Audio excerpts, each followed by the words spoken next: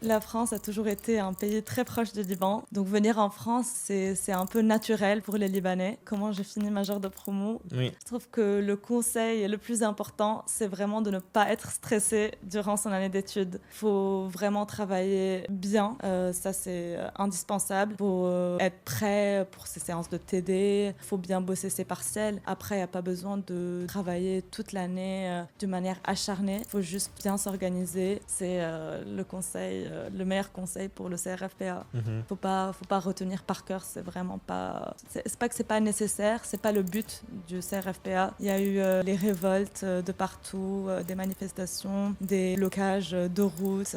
Il y a eu l'explosion du port et donc c'était l'événement le plus marquant, le plus triste qu'a connu le pays. Et c'est à partir de cet événement-ci que pas mal de Libanais qui étaient à la fac, et donc c'était mes amis à la fac aussi, on était un peu désespérés de la situation.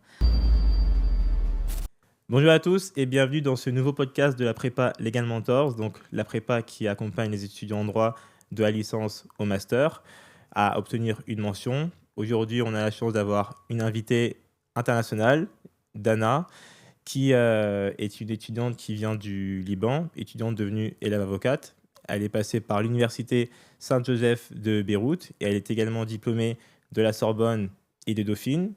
Et elle va donc nous partager son expérience en tant qu'étudiante internationale qui est passée du Liban à Paris et qui a réussi brillamment d'ailleurs ses études de droit ici en France, dont une année où elle est devenue majeure de sa promotion.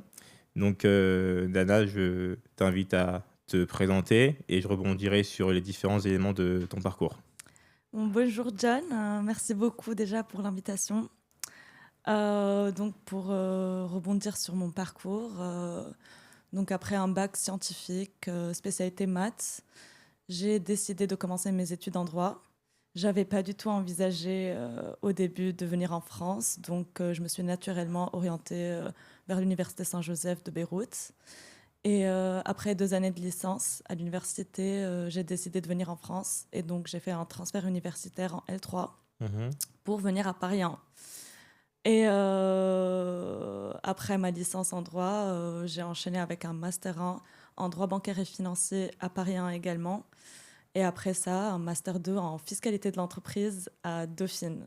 Ok, Et donc après ces 5 ans d'études, j'ai passé mon CRFPA et je suis actuellement à l'EFP. ok, très bien, parfait. Est-ce que tu es quelqu'un qui a toujours voulu faire du droit ou ça t'est un peu venu par hasard de faire les études de droit? Durant mon lycée, ça m'a toujours intrigué le droit. Mhm. Mais vu que j'avais personne en famille ou autour de moi qui était avocat ou qui avait fait des études en droit, je savais pas vraiment ce que ça donnait les études en droit. Mais je savais très bien que j'aimais toutes les matières un peu littéraires, un peu sciences sociales. Mais le droit, c'était pas vraiment sur la table, quoi. Mhm. Et après, j'étais très bonne aussi dans les matières scientifiques. Donc j'avais un peu peur de m'orienter vers le droit. Je me disais peut-être que je serais plus faite pour faire la médecine ou les études en ingénieur. Mais je savais que ça ne me plaisait pas, que le droit, ça me parlait. Et donc j'ai décidé d'entamer mes études en droit et voir ce que ça allait donner. Mhm. Et au final, c'était l'une de mes meilleures décisions Ok. de faire mes études en droit. Donc, tu as tenté l'expérience et finalement, l'expérience s'est avérée payante. Oui, Ok. parce que je trouve que le droit, au final, et c'est ce que je pensais aussi, donc je ne m'étais pas trompée, c'est un domaine assez littéraire qui touche beaucoup à l'écriture, à la réflexion, mais qui requiert des bases assez solides en réflexion scientifique, en méthode assez logique, cartésienne. Donc je trouve que c'est le meilleur entre deux, entre tout ce qui est littéraire et tout ce qui est scientifique. Ok, ouais, je suis assez d'accord avec toi. Ensuite, donc après le bac, tu décides donc de rejoindre l'université Saint-Joseph de Beyrouth. Est-ce que durant tes premières années de licence, tu étais plutôt à l'aise automatiquement avec le droit ou est-ce que tu as eu besoin d'un temps d'adaptation? Parce que je sais que souvent les premières semaines en droit peuvent paraître un peu déroutantes.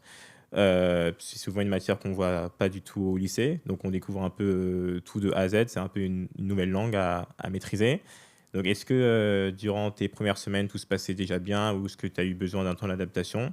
Et aussi, comment se passe un petit peu, bien les années académiques à Saint-Joseph?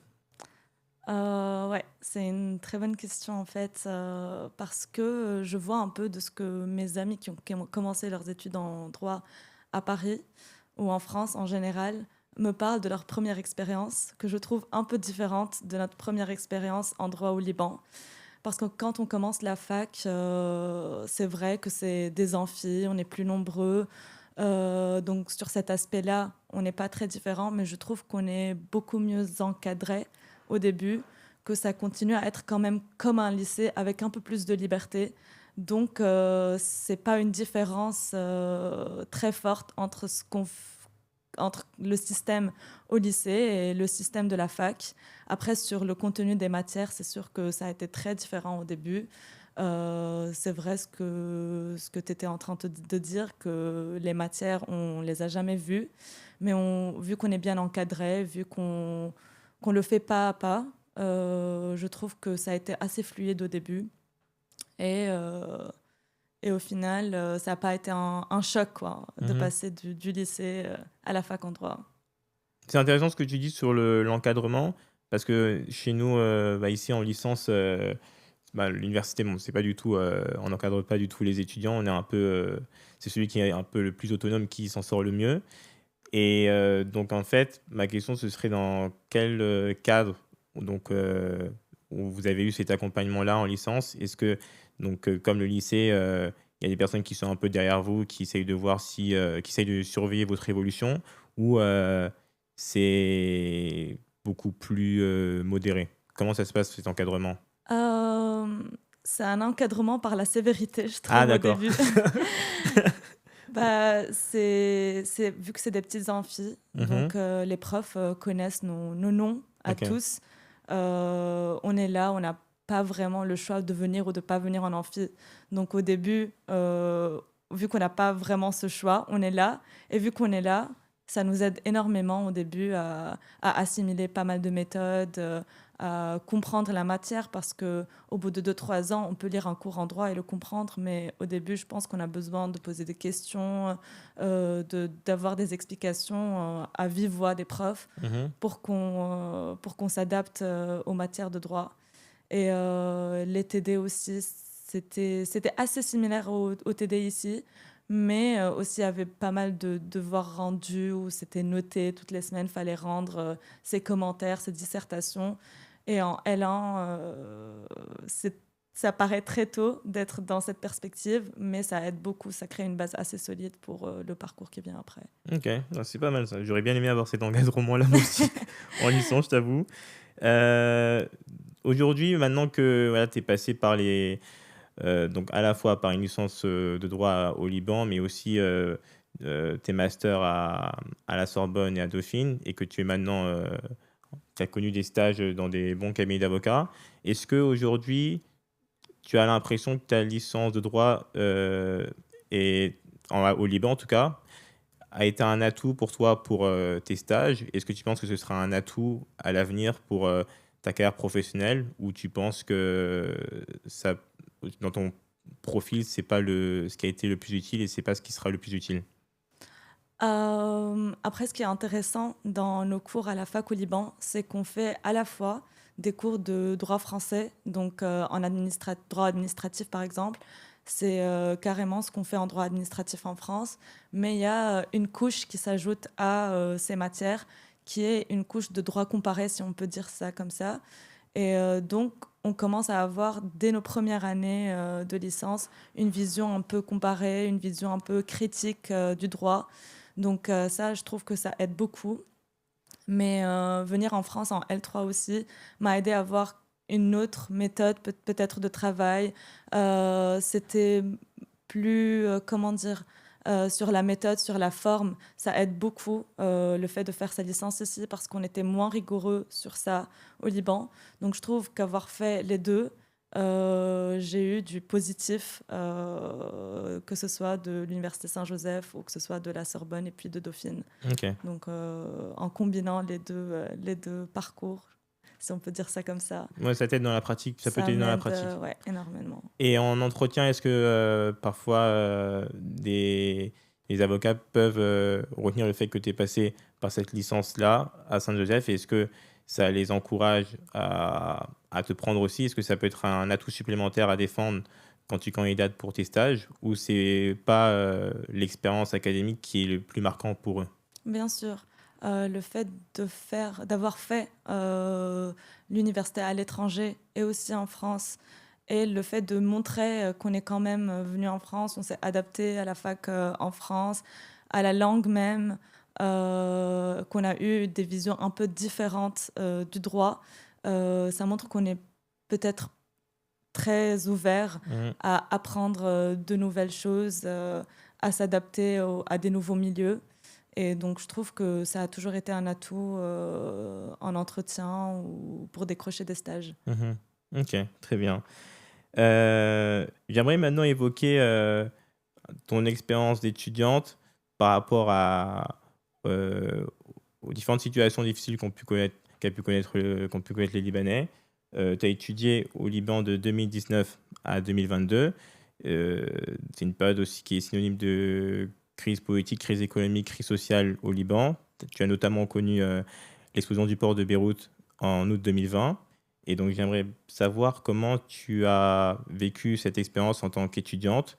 Est-ce que ça a eu un impact dans, tes ton orientation académique? Est-ce que ça a eu un impact dans tes différents projets?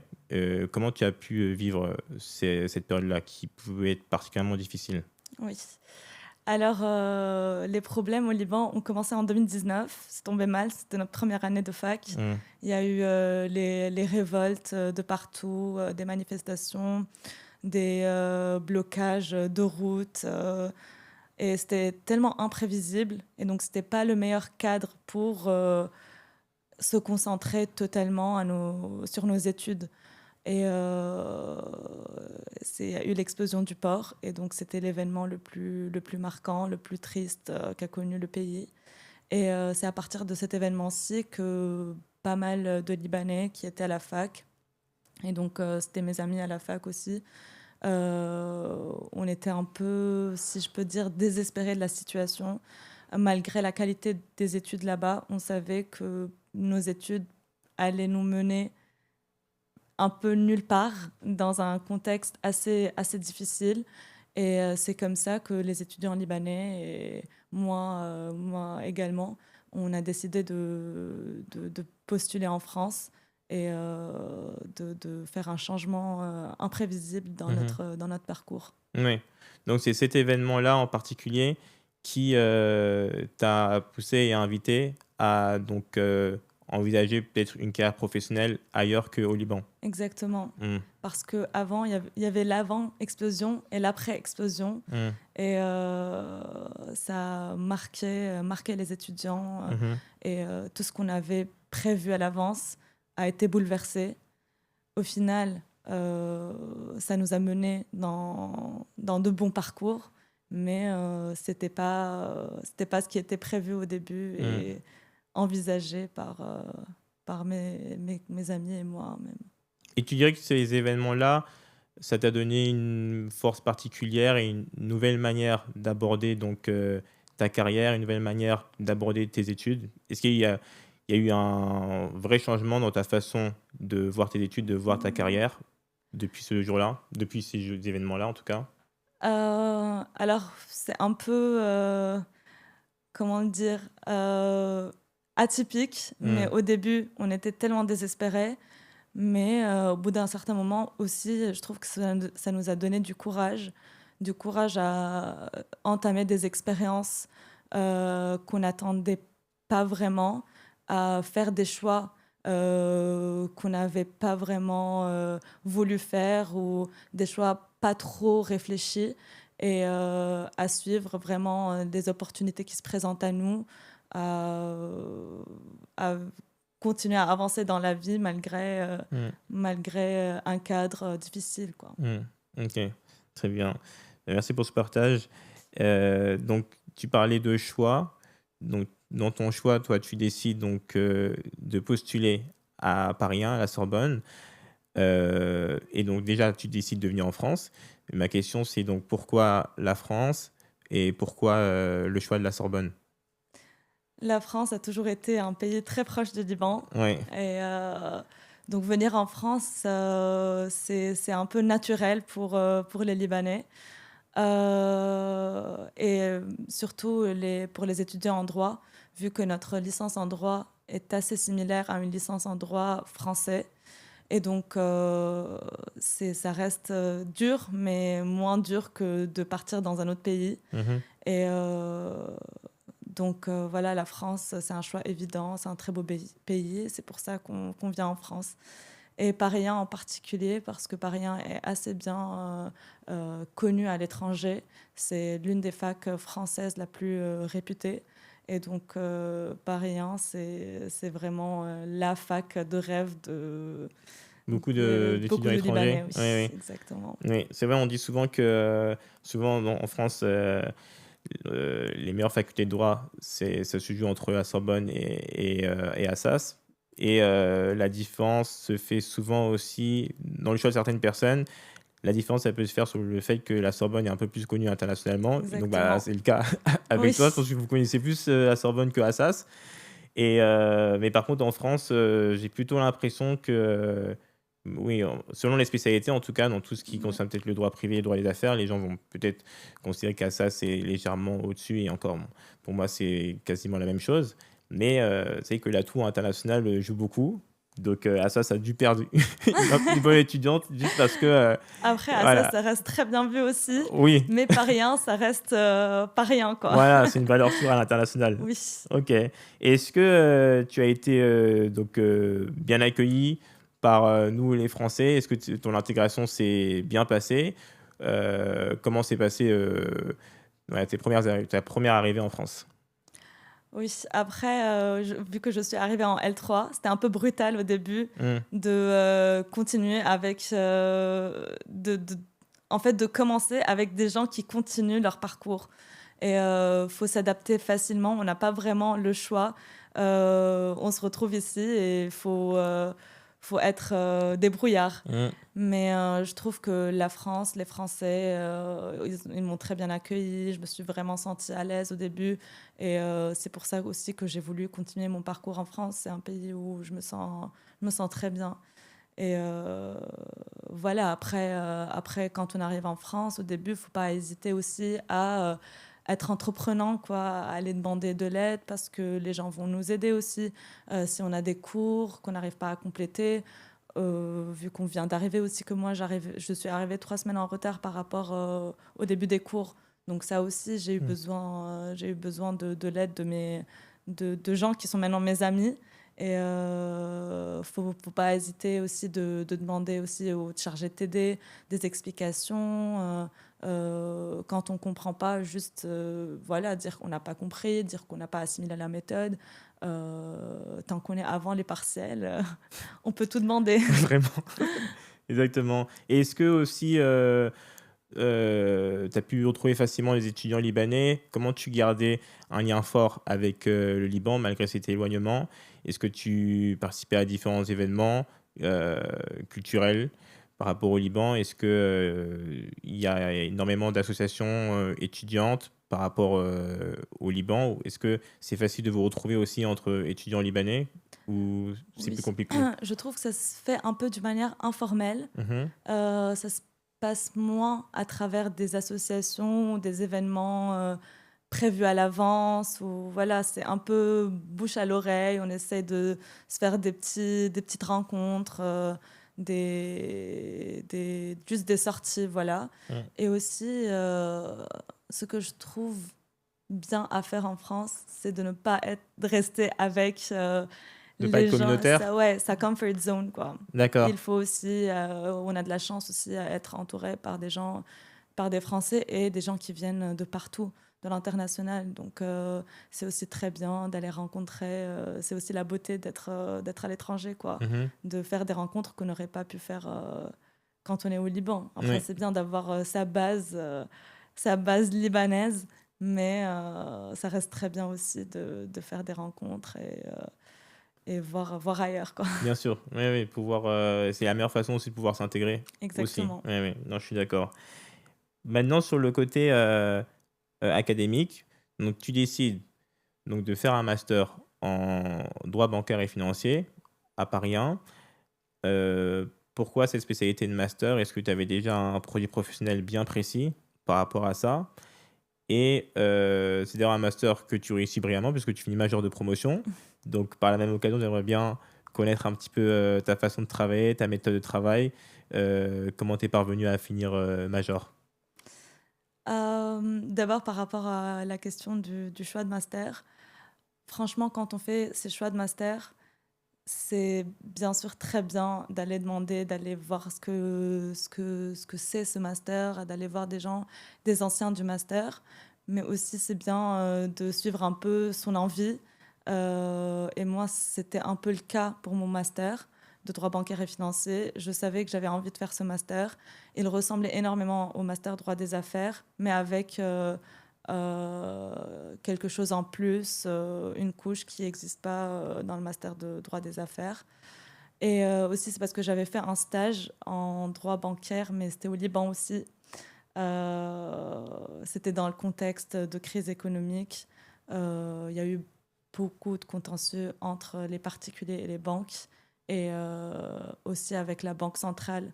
Donc je voyais que ça touchait au droit administratif, ça touchait au droit bancaire tout pur, quoi. Mmh. Donc ça m'intriguait, le droit bancaire et financier. Et c'est comme ça que j'ai décidé de faire ce master. Après, comment j'ai fini major de promo, Oui. je trouve que le conseil le plus important, c'est vraiment de ne pas être stressé durant son année d'études. Il faut vraiment travailler bien, ça c'est indispensable.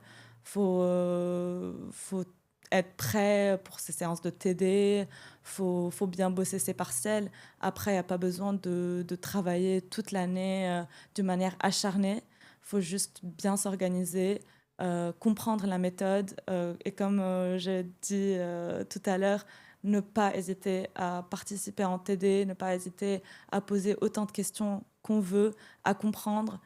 Si on a une mauvaise note, aller voir notre chargé de TD, essayer de comprendre comment on peut améliorer ça. Et aussi, surtout, très bien travailler ses majeurs, mais aussi ses mineurs, Mmh. parce que les notes des mineurs comptent et parfois on a tendance à Elle est négligée. un peu, oui, aller travailler un peu dernière minute et tout, mais c'est des matières où on peut vraiment gratter des notes Mmh. et ça, ça augmente notre moyenne au final. Bien sûr. Donc, faut pas oublier les mineurs aussi. Mmh. Et c'est intéressant ce que tu dis justement sur le fait de poser beaucoup de questions auprès des personnes les plus compétentes pour pouvoir y répondre, donc notamment nos chargés de télé, nos professeurs, voire même aussi des étudiants qui réussissent peut-être mieux que nous. Ouais. Parce qu'effectivement, je pense que le principal problème dans les études de droit, c'est parfois le manque d'information, mais c'est pas dans le sens où le manque d'information, on n'a pas suffisamment de ressources pour pouvoir s'en procurer, mais je pense qu'on ne pense pas tout de suite à avoir cette démarche-là pour chercher l'information. Donc, je trouve en fait qu'on a tout à disposition, que ce soit sur notre ONT ou différentes ressources documentaires qui peuvent nous aider à approfondir notre cours, que ce soit les chargés de TD qui sont disponibles pour pouvoir répondre à nos questions, ou même d'autres étudiants qui sont suffisamment bons pour aussi nous aider. Donc, effectivement, cet aspect-là est assez important. Et c'est peut-être pour ça que peut-être que vous réussissez mieux en licence au Liban que nous, parce que vous avez un meilleur encadrement apparemment. Les gens sont derrière vous en tout cas. Donc c'est vrai que je pense que si on se conditionne pour nous encadrer nous-mêmes en se disant ok, on va aller à la pêche à l'information pour pouvoir travailler notre méthode, pour pouvoir s'entraîner un maximum sur les annales, travailler au maximum nos TD. Je pense que n'importe quel étudiant est capable de au moins avoir la mention dans son cursus. Donc c'est surtout, je pense, ce problème-là. Et d'ailleurs, pour toutes les personnes qui souhaitent augmenter leur moyenne, qui souhaitent obtenir une mention, qui souhaitent peut-être devenir major de promotion, n'hésitez pas à prendre un appel. Il y a un lien qui se trouve dans la description. On verra avec vous le meilleur moyen adapté à votre profil pour pouvoir obtenir les meilleures notes possibles durant votre cursus. Maintenant, après donc ton expérience à la Sorbonne, tu passes donc en master 2 à Dauphine. Tu fais le master fiscalité d'entreprise, dit master 221. Ils aiment bien les numéros à Dauphine. Donc pourquoi finalement tu décides de faire de la fiscalité? Pourquoi tu décides de quitter la Sorbonne et d'aller à Dauphine? Et comment se passe ce programme académique de master 2 fiscalité d'entreprise à Dauphine, master 221? Alors pour mon choix de master, fiscalité de l'entreprise, c'est clair que je me suis un peu réorientée pour mon master 2, mais finalement, la fiscalité de l'entreprise, c'est une matière que j'ai découverte en master 1. Donc c'était durant mon master de droit bancaire et financier. Donc c'est pour dire que il y a des matières qu'on découvre un peu tard dans notre parcours, euh, il y a des possibilités qu'on ne connaissait pas au début de notre parcours universitaire. Et donc, c'est toujours bien de réfléchir toujours à ces décisions, on peut toujours changer, rien n'est irréversible. Et donc, c'est en découvrant cette matière-ci en Master 1 que j'ai su que je voulais faire de la fiscalité. Et c'est comme ça que j'ai demandé quelques masters à Paris. Et j'ai décidé de prendre le master de Dauphine. Mhm. Euh, Après, parce que je voulais bien voir aussi ce que c'est Dauphine. Oui. Vu que j'avais fait 2 années à la Sorbonne, je me suis dit c'est bien aussi de faire un master dans une autre fac aussi très bien réputée. Et voilà, j'ai fait mon master de fiscalité de l'entreprise à Dauphine. Mhm. Après, pour le déroulé du master, je trouve que c'était un très bon master niveau technicité et niveau ambiance de master. Niveau technicité, on a eu des cours très pratiques, donc sur des sujets, des problématiques qu'on rencontre en cabinet tout le temps. Donc il n'y a rien qu'on a appris durant ce master qui ne nous a pas été utile plus tard. Les cours ont été donnés par à la fois des profs d'université et des praticiens. On avait pas mal de cas, d'études qu'on préparait et qu'on présentait à des avocats en cabinet d'avocats. Et donc, on arrivait en stage de fin d'études et en stage aussi de post-CRFPA de l'EFP. On était assez prêts pour toutes les problématiques qui pourraient tomber en fiscalité. Donc Ok. voilà, c'est un très bon master. Ok, très bien. Belle promo pour 221. Et s'agissant même de la fiscalité, pourquoi qu'est-ce qui te plaît en fait dans la fiscalité? Est-ce que pour moi c'est une matière que je considère comme peut-être la plus mathématique des matières de droit. Est-ce que pour une personne qui est pas forcément à l'aise avec les chiffres, pas forcément à l'aise avec les maths, est-ce que ça peut être une filière qui peut lui correspondre ou il faut nécessairement être bon en maths pour pouvoir faire de la fiscalité? Après, ouais, c'est ce qui est le plus connu de la fiscalité, c'est que c'est le domaine ou la sous-catégorie du droit qui est la plus technique niveau scientifique. Mm. Mais bien sûr qu'on voit des chiffres, mais il ne faut pas avoir peur des chiffres parce qu'on ne fait pas des calculs non plus. On n'a pas notre calculatrice avec nous tout le Ok. temps. C'est juste, il y a beaucoup de technicité, ça c'est vrai.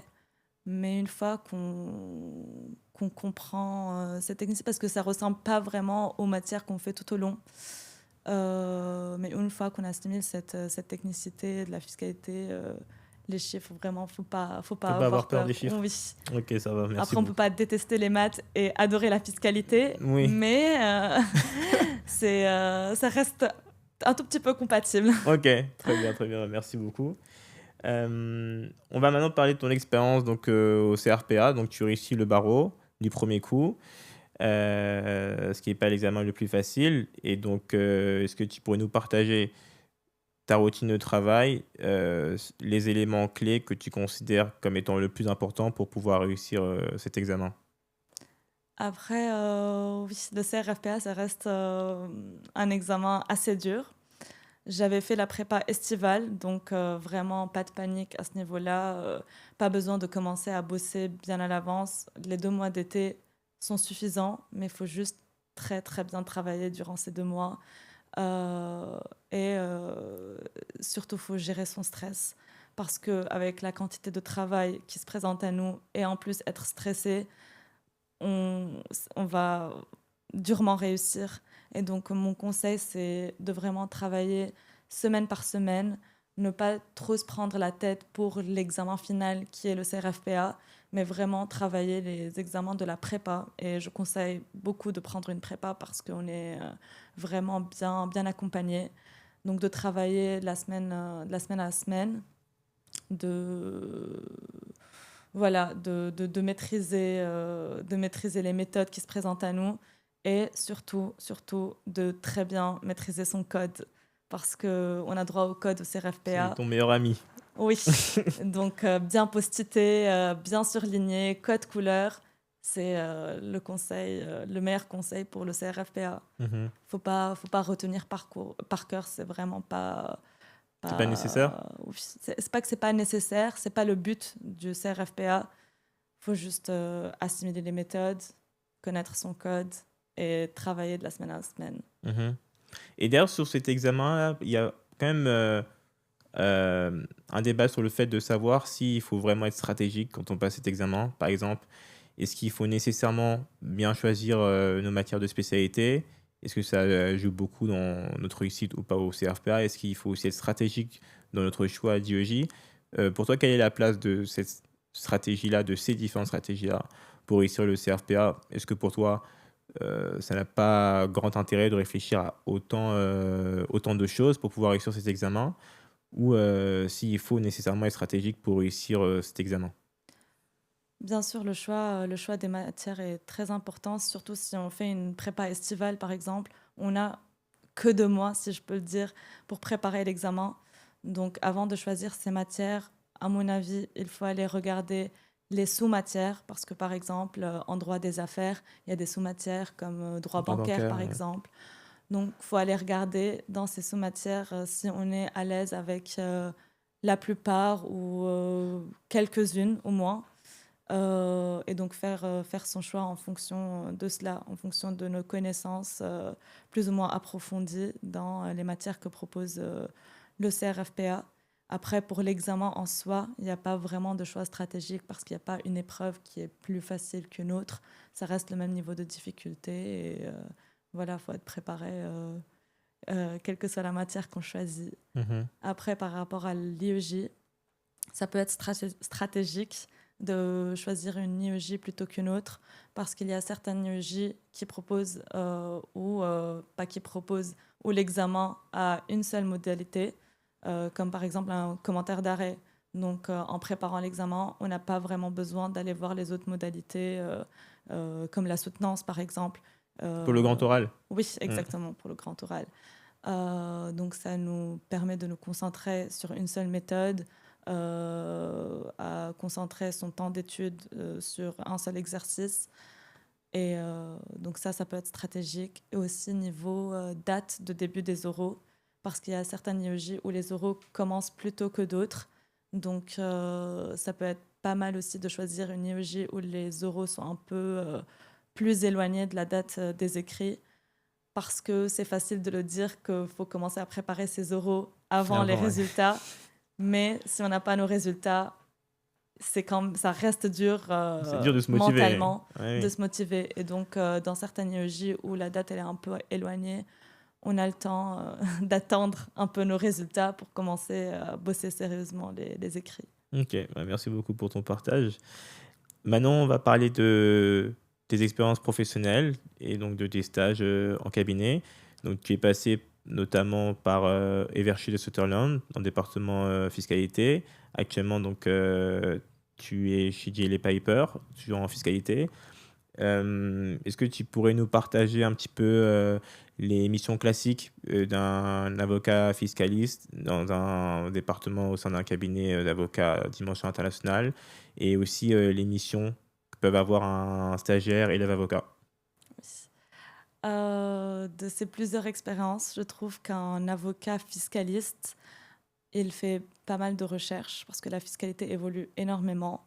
Il y a des interprétations qui sont faites par des JP qu'il faut aller voir à chaque fois qu'on a un dossier. Il n'y a aucune problématique qui ressemble à 100% à une autre.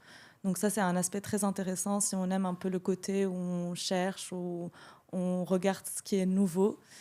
Euh, et ça, c'est un côté aussi que j'aime bien. Je sais que d'autres, ils aiment moins ce côté-là. Il y a beaucoup moins de formalités dans le travail d'un fiscaliste.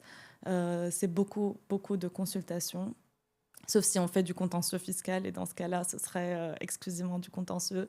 Mais c'est moins de formalités, c'est moins de rédaction, de contrats. Donc, c'est plus des conseils directs à des clients. Et donc ça c'est un peu les missions qu'on peut être amené à faire, que ce soit en stage ou plus tard en tant qu'avocat. Euh, et voilà. Donc beaucoup de recherches, notamment quand on est stagiaire, c'est surtout ça. Oui, Et l'outil principal, souvent on parle du Navis, donc vous faites vos recherches à partir de exactement. ça. Oui, Ok, Navis, mais pas que le Navis. ok. Lexis 360, je pense que c'est devenu Lexis Intelligence. Oui, c'est ça. Oui, Oui. donc Lexis, il est pas mal. Il y a l'Ami Line aussi. Mm.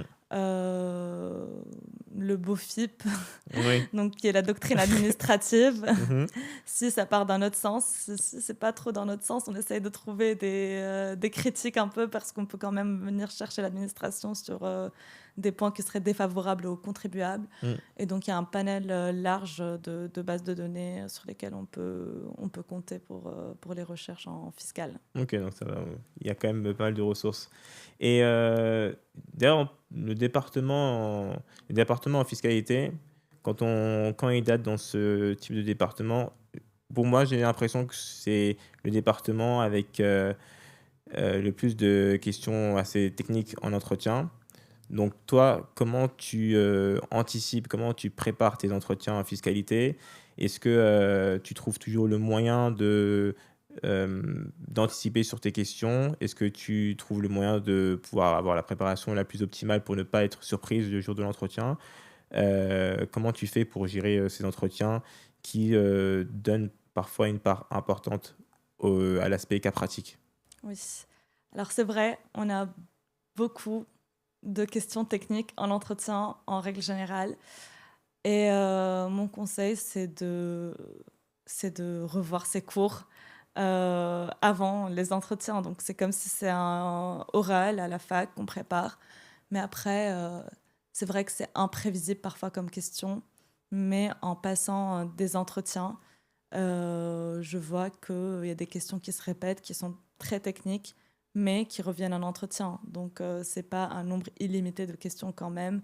Donc, je pense, en passant quelques entretiens, on peut quand même commencer à anticiper le genre de questions qu'on peut avoir. Il ne faut pas hésiter aussi à s'entraider entre ses collègues dans le master ou ses amis. Parce que en cabinet d'avocat, même entre différents cabinets, c'est aussi des questions qui se ressemblent plus ou moins, qui reviennent. Et donc, on n'est pas vraiment en compétition. On peut s'aider sur les questions d'entretien, et ça, c'est très important. Mhm. Et tu me demandais aussi par rapport à l'anticipation des questions. Oui. Je trouve que c'est une bonne stratégie d'évoquer des dossiers sur lesquels on a travaillé dans des stages précédents ou même dans le master si on avait présenté un projet ou fait une étude de cas. C'est pas mal d'en parler, surtout si on est à l'aise sur ce qu'on avait fait, parce que après notre présentation, les avocats peuvent rebondir sur ce qu'on vient de présenter, nous poser des questions là-dessus. Et donc, ce seraient des questions sur lesquelles on serait plus à l'aise que d'autres. Mm. Par exemple, pas commencer à parler de fiscalité du particulier juste pour l'évoquer, alors qu'on n'a pas vraiment travaillé dessus ou qu'on a travaillé dessus mais qu'on maîtrise moins. Donc, essayer d'orienter aussi de son côté un peu l'entretien. Mhm. Ouais, je suis d'accord avec toi. Souvent, en entretien, ce qu'on craint le plus, c'est de se dire, OK, on peut tomber sur n'importe quel type de question et je serai incapable de répondre à toutes les questions possibles. Mais on oublie que finalement, le maître de l'entretien, c'est nous-mêmes. Et effectivement, en fonction de ce qu'on dit, on peut déposer des cartes qu'on peut inviter. les intervieweurs, en tout cas les personnes qui nous interviewent, qui nous interrogent, à ramasser ces cartes-là pour pouvoir trouver de l'intérêt dans ce que l'on dit. Et donc finalement, ça a conduit au fait que bah, l'entretien, on le maîtrise nous-mêmes et que effectivement, si on se met à évoquer des sujets qu'on ne maîtrise pas forcément, on sera forcément interrogé là-dessus. Donc, je pense qu'il y a une grande part accordée à la stratégie où euh, il faut être capable d'évoquer les sujets qu'on maîtrise le plus pour inciter les personnes qui nous interrogent à nous interroger justement sur ces sujets qu'on maîtrise le plus. Oui. Donc, effectivement, parlons de ce qu'on maîtrise pour éviter. Et je dirais aussi, une bonne stratégie, c'est de poser aussi des questions en entretien. Mhm. C'est pas formel quand on dit est-ce que vous avez des questions? La réponse à ça, c'est pas non. Mm. C'est oui, on a des questions et commencer à poser des questions où notre interlocuteur comprend qu'on s'intéresse à l'activité du cabinet, qu'on s'intéresse au cabinet même, aux avocats du cabinet. Donc, c'est très bien aussi de partir dans ce sens-là, dans son entretien. Et je trouve que le plus important conseil à donner, c'est de vraiment être soi-même en entretien, être assez naturel, ne pas venir stresser ou que notre interlocuteur sache qu'on a retenu peut-être notre présentation. Il faut vraiment être à l'aise et savoir que la personne en face, c'est un humain au final et c'est une discussion Exactement. déguisée en entretien. Mhm. Et s'il y a une question technique que vraiment on ne maîtrise pas, c'est vraiment pas la fin du monde si on dit on ne maîtrise pas vraiment ce sujet. Ça ne doit pas nous stresser pour le reste de l'entretien. Il faut continuer notre entretien normalement assez confiant. Ok, très bien, et merci beaucoup. Sur maintenant tes perspectives de carrière, est-ce que tu te vois potentiellement avoir une carrière au Liban ou tu penses que ta carrière est déjà bien ancrée en France maintenant que tu y es? Est-ce que c'est possible pour toi d'envisager une carrière au Liban ou tu penses que définitivement non, tu vas peut-être rester en France ou aller dans un autre pays? En ayant passé 4 ans maintenant en France, je trouve très bien ma place ici, que ce soit professionnellement ou dans ma vie personnelle. Donc, a priori, oui, j'aimerais bien rester en France. Mhm. Après, je me ferme pas des portes. Donc, pour rentrer au Liban, c'est aussi bien aussi, parce que ça reste mon pays, comme la France commence à l'être aussi. Mhm. Et donc théoriquement, je dirais oui. Pratiquement, je trouve que c'est peut-être plus compliqué quand on commence à faire ses stages ici, quand on commence à s'intégrer dans la vie professionnelle en France et qu'on se sent bien dans ce cadre-là, de vouloir refaire le pas. Et donc, ça nécessite un peu de courage quand même, comme le courage pour venir, pour repartir. Mhm. Mais c'est pas impossible, ça reste un choix personnel et ça se fait, Mm. mais personnellement, je pense que c'est pas pour le moment au moins. Pas pour le moment. Oui. Ok, mais tu ne fermes pas la porte. Oui.